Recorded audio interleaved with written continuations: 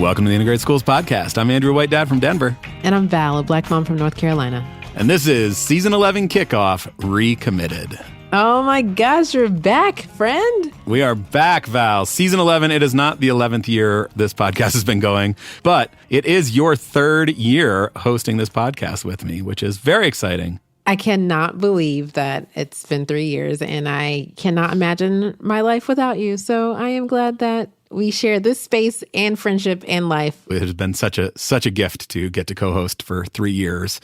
So longtime listeners, thank you. We are so glad to be back for another season in conversation with you all. New listeners, welcome. We are glad to have you. Hit that follow button wherever you're listening so you don't miss an episode of what we've got planned this season. There's great stuff. We're going to talk today about some of our themes for this season. We're going to talk about the election. We're going to talk about where we are right now, and just really excited to get into another season of the podcast.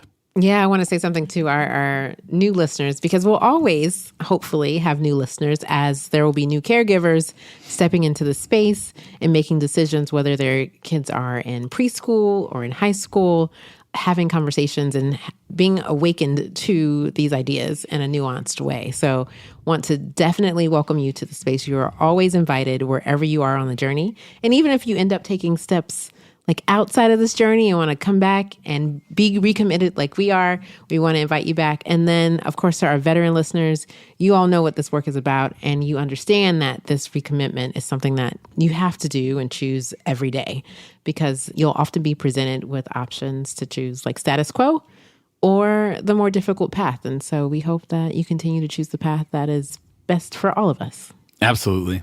We are recommitted to this podcast, to the mission and the vision of integrated schools, and to continuing to engage in these hopefully thoughtful, nuanced conversations about race and parenting and segregation in our schools. Val, you're kicking off a new school year with your two young people. Tell us about where they're at.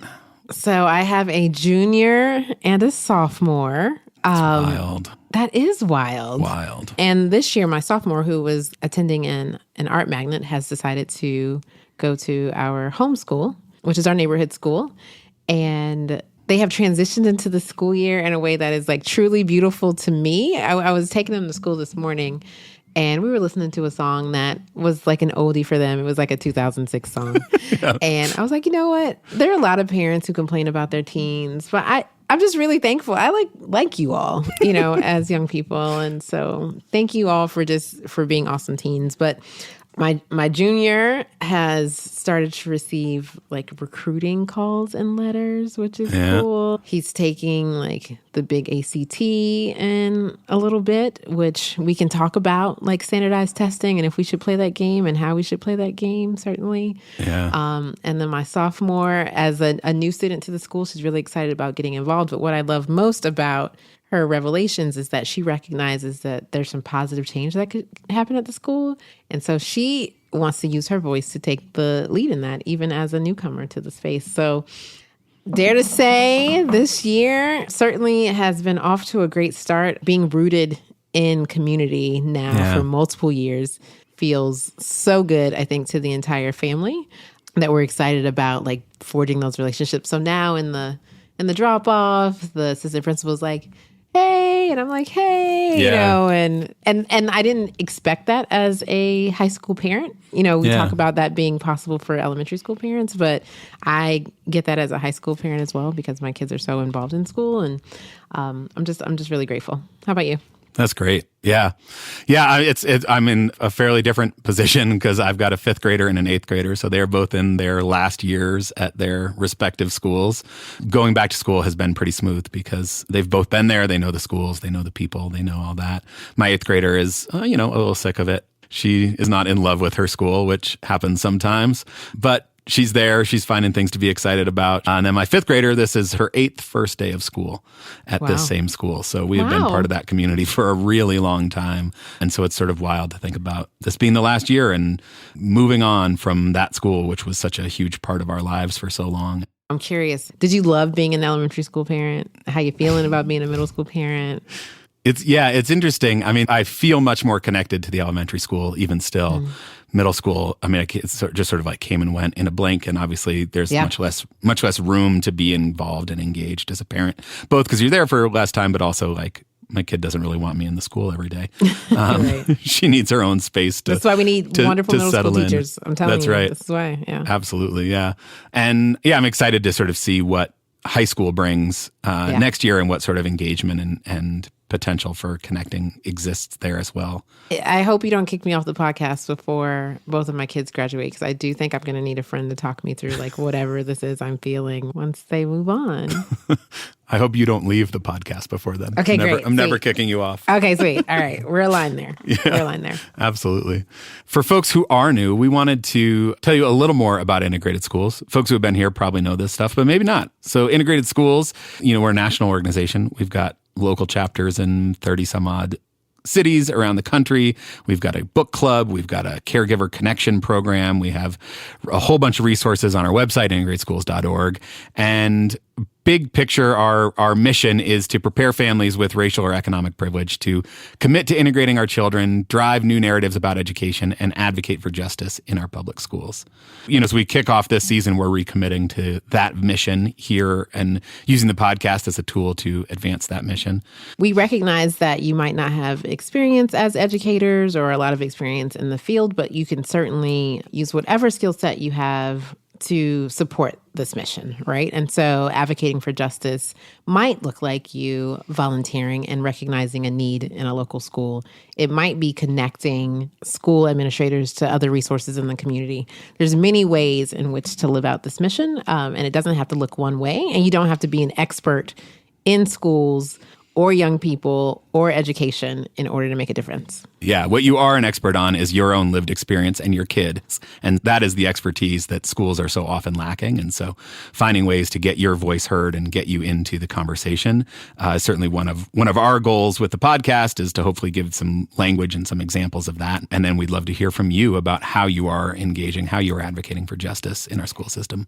Can I ask you, as my dear white friend, when you said like getting your voice into the conversation, can you talk a little bit about how, yes, we want people to advocate and use their voice, but specifically when it comes to integrating schools, what are some things that they need to consider or think about when elevating their voice in those situations? Yeah, so certainly one thing we know is that white privileged voices get listened to much more easily throughout society, but certainly in educational settings. Our public school system operates from a place of fear of white flight, and so is constantly looking to bend to the will of engaged white parents. We have to be aware of that before we speak up, because that can lead to us advocating for things that may not actually be in the best interest of our whole community. We can also harness that, and once we are in community, use that to advocate for things that may be more helpful, things that may actually benefit the whole community, maybe steps towards justice. But the key to that, we think about this in sort of a 4-step theory of change at integrated schools. And that is contemplate, desegregate, integrate, and advocate. And those things go in order. So contemplate is the self-work, right? Is like, what are my own biases? Where are my own blind spots? What are the things that I don't know, that I don't understand? Let me do some work on that. And we spend a lot of time on the podcast, hopefully providing perspectives to engage with that help your own contemplation journey. Mm-hmm. The second step is to desegregate. So being in community, moving your kids to a school where they are in the minority, where the school is not concentrating whiteness, it's not concentrating privilege, but you're enrolling in that school is a step towards desegregating our school system. But that's just about showing up. What we're really looking for is truly integrating our families into school communities. And so that's about how we show up when we get there. So we're not showing up saying, I know how to fix this school. We're not showing up saying, my ideas of what a good school should be are the only ones that are valid, and I'm going to go ahead and make them so and use this privilege I have to make them so. We're talking about showing up, being quiet, listening, following, learning what the community is about, and truly integrating ourselves into the community. And then finally taking that last step, which is to advocate. And as you said, Val, that could be anything from speaking up at a PTA meeting to a school site council meeting to talking to a school board member to advocating at a state or national level for policies that are truly rooted in what a community is looking for. Awesome. So Integrated Schools envisions a racially and socioeconomically integrated public school system where power and resources are shared equitably, humanity is valued unconditionally, and all communities reap the benefits. And that was what drew me to this work, Andrew. As you mentioned, like originally the audience was for privileged and or white families to do this work. And for folks who are new to the podcast, I wondered how, as a Black woman, I fit into this conversation. And I think this vision for this integrated public school system is what I've always wanted and worked for. And so I know that work can't be done in isolation without my brothers and sisters across the economic and racial spectrum, right? And so I hope that regardless of where you fit in, right, if you do not feel that you are part of a racial or economic privilege group, that you still know that we are all working toward the same vision, and we won't get to that vision unless we are communicating together often and having these nuanced conversations. Yes. As you often say, the only way we win is together. That's it. So our hope here is to provide some examples of what together can look like. Various ways of being together, both in conversation and then talking about, ways to take action together. That's it. So we have 130 some odd episodes of the podcast talking about all of those things. And as we're digging in here on season 11, a new season of the podcast, recommitting ourselves to these values, to this theory of change, we have some themes that are going to guide our conversations over the course of this season. So our first theme that we're going to focus on this season is from thinking to action. And we recognize that we have to take the thoughts and the things that we are learning and turn them into action if we want to see a difference. Now, that action can start small as individual choices, but our hope is that the action continues to grow to some collective work that you are doing with others in your community. Yeah, I think white people in particular are really good at reading the books and having the book clubs and learning the language and doing the kind of interior intellectual work. And that's all important work to do. And we want to continue to provide a space for people to engage with those ideas. But change comes through action. Changing your thoughts does not necessarily mean that your own actions have changed, much less that systems and structures change. And so if we believe, as I think we do, that systems and structures are made up of the choices that we all make who contribute to that system and structure, we have to start thinking about what does it mean to actually make different choices. What we can do on the podcast is provide some examples, talk about places where people have gotten involved, where things have gone well, where things have not gone well, where people have misstepped, where people have had success, and hopefully hold those up as you find your own communities and get into your own relationships and think about where that might be applicable in your neighborhood, in your school, in your city. Yeah. And I want to emphasize something that you said, that it's not going to look perfect. So the actions will be messy. Sometimes you'll take the wrong action. Sometimes you'll have to go back and apologize for an action or a comment that you made that you did with good intentions. And so what we never pretend to present here is a story of perfection. We know that this is difficult work and that most of us have not had opportunities to learn in advance of taking the action. We're learning while we're doing. Right. And I promise you, you'll get better. Decisions will be easier. You'll find your voice. Absolutely. So from thinking to action is our first theme. Our second theme is deep learning and curiosity. This fits firmly in the contemplate bucket of our theory of change. It's not enough to read a simple social media post and think that you've got it all figured out. We have to go deep. We have to learn. We have to be constantly curious. How did the systems and structures that exist now get there?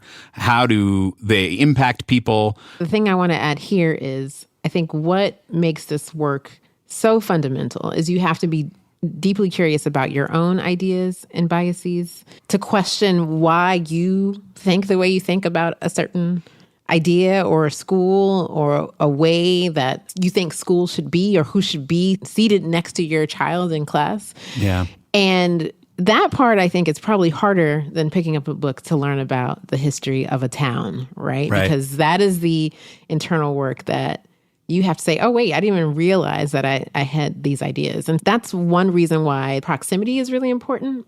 Because once you have true and deep relationships with folks, then you can continue to be curious about them in a way that's authentic and genuine. And it doesn't feel like you're using them just for information. Like you are genuinely curious about their life, how they experience life, and how you all can do life together.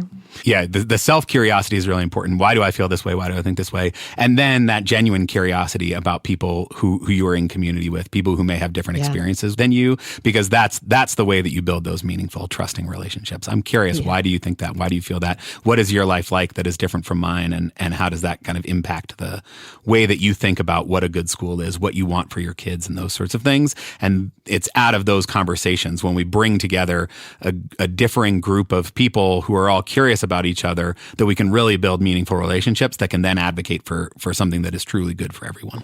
That's right. And so now you mentioned that we do this not just talking about ourselves, but through storytelling. So can you talk a little bit about storytelling as our last theme? Yes. And storytelling was a theme from before. It's sort of been a theme throughout the whole history of the podcast. We view this space as a place to tell stories, both our own personal stories and then to bring on parents, caregivers, experts to tell their stories. So we often spend time with a guest who's written a book or something, asking them what is it in their past, what is it in their upbringing, the people who poured into them that led them to this place. Because I think that stories get to your heart. Right? We can do the intellectual work. We can read the statistics. But if that statistic doesn't hang on the story of a person, on the story of a relationship, it's much harder for it to get to your heart and change how you actually feel. Right. I think what is also important is for folks to know their own stories. We provide an opportunity to be in a nuanced conversation with maybe an expert or another caregiver.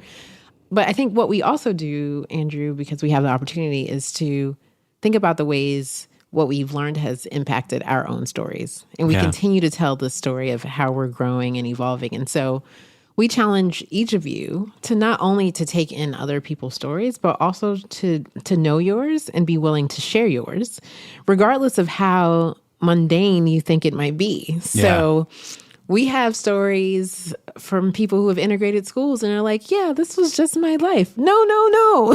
This is a big deal, right? And so recognizing that your existence, your story is a big deal. There's something in it that people can learn from. And we want to hear more of them.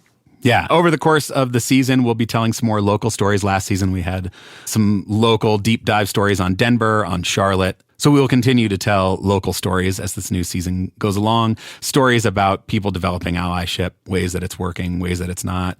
Those stories are all really important for us to elevate because, that's where the heart shift begins.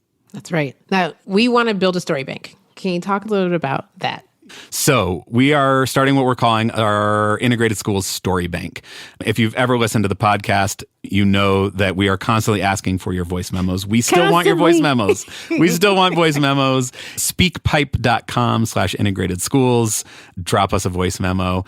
But sometimes that might feel a little overwhelming, or I don't know that I have this idea fully cooked in my mind. I don't have a really clear, articulate way to say it. There's just this thing that's kind of going on, or this thing that happened. Maybe it's not a full story. I'm not sure. We want to hear those too. So you can send us a voice memo. You can send us an email, podcast@integrateschools.org, and tell us about a conversation you had, an aha moment, something that happened. Maybe you heard an episode and decided to have your kids start eating school lunch and it changed something for them. Or maybe you were deciding between a couple of different elementary schools and something you heard, a conversation you had with somebody made you change your mind. We want to know about that. Send us an email, send us a voicemail. We will reach out to you if you want to talk about it further. We will include your voice on the podcast if you want, or not if you don't. We are constantly looking for ways to, bring your stories and your experience of this journey into the conversation. And if you know someone who has a great story, nominate them as well. We will absolutely cold email somebody and tell them that we heard wonderful things about them. Absolutely. And invite them on the show. Yes. Some of our best episodes have come from listener suggestions that have either turned into great guest suggestions or just conversations that we've had, or listeners who've ended up having a whole episode on the podcast with us because of some question they asked. So email us, send us a voicemail. We want to hear from you. Now, it's also a big year. There's something happening in November. That's right. That will certainly impact education in big ways. That's right. So it is a presidential election year, an election year for many elected officials. And so we want to encourage you to make sure that you're registered, to stay informed and to vote and to encourage others to vote as well. As you know, every election is an opportunity to elect someone who will be influential in policy that impacts young people and educators in your community. And so we believe it's important to stay engaged in that work.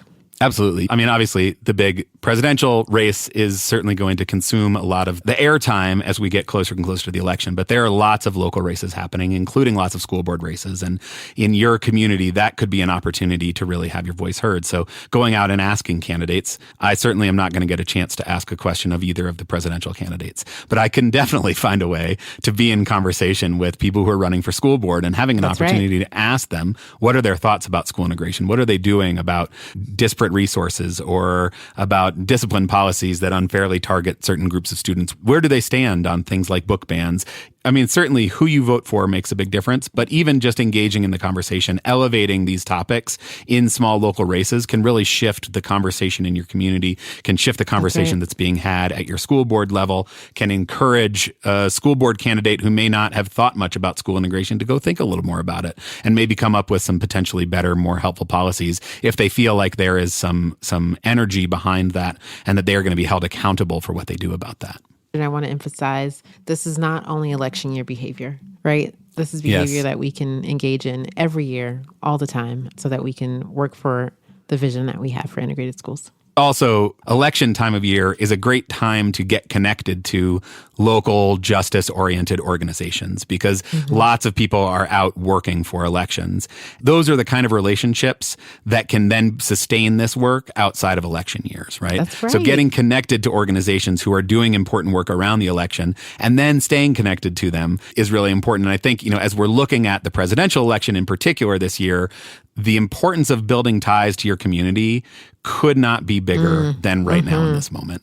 We don't know which way the election is going to go, but regardless of what happens in the election, there is going to be a need for community. There's going to be a need to have relationships, to have ties, to figure out who are the people who you can advocate with. Because regardless of who wins the presidential election, there will either be a real immediate need for organizing to try to protect communities who may be targeted, or there will be an inevitable backlash that will then need a response. And so using this opportunity as we are getting closer and closer to the election to get engaged, to find community organizations, to deepen those relationships and ties will give us something to fall back on when inevitably we need it in the wake of the election.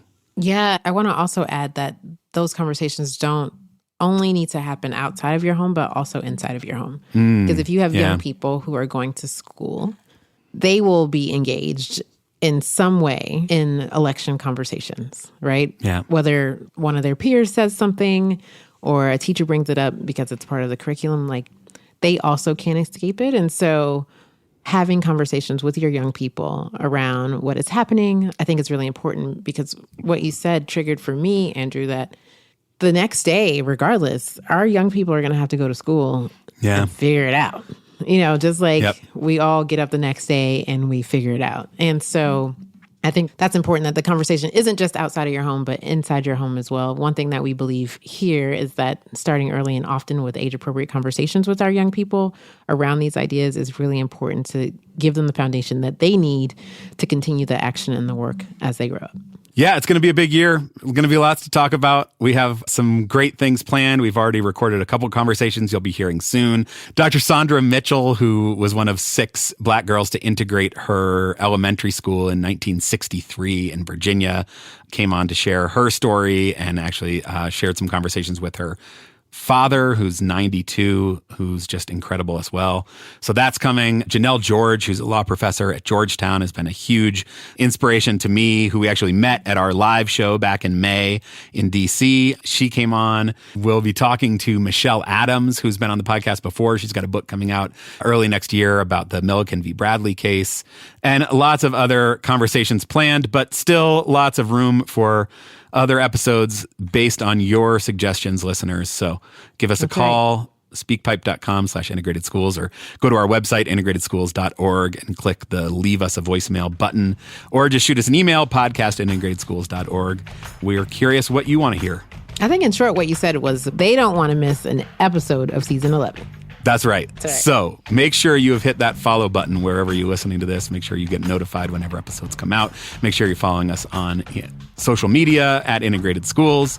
And make sure you are helping keep this podcast going, supporting this work. It is certainly a privilege to do this work, and it is a lot of work. So we could use your support. Patreon.com/integrated schools. We do a monthly happy hour with listeners. We send out facilitation guides. So if you want to have a little group conversation about one of the episodes, we've got some questions to get you started. But most importantly, you can support this work with just a few dollars every month, and we'd be grateful for that. That's right. We know that this podcast could not happen without the dedicated listeners. And so we really honor and we thank you all for taking the time to listen to us and to be a part of this mission with us. You know, you often wonder, like when you're in this mission-driven work, like if you are alone. And we're here to say that you are not alone. And in fact, you have a full community behind you. And so, Andrew, thank you again for being on mission with me in this work. I look forward to learning and growing with you during the season. We come in at whatever spot we're in that moment, right, of our development. And I think throughout the season, we continue to grow and change and evolve. And certainly with each conversation that we have with our guests, we learn things about ourselves, about others, about our communities. And sometimes, quite frankly, new listeners, I leave with a white supremacy headache, but Andrew's always here to help me out, know, and because of that, because of our community, I am able to easily recommit to this work every single day. And that's what I want to encourage all of us to do. Yes, I continue to be grateful for the gift of you on this podcast, in my life, on this journey, committed and now recommitted to this work together. I'm always grateful to be in this with you as we try to know better and do better. Until next time.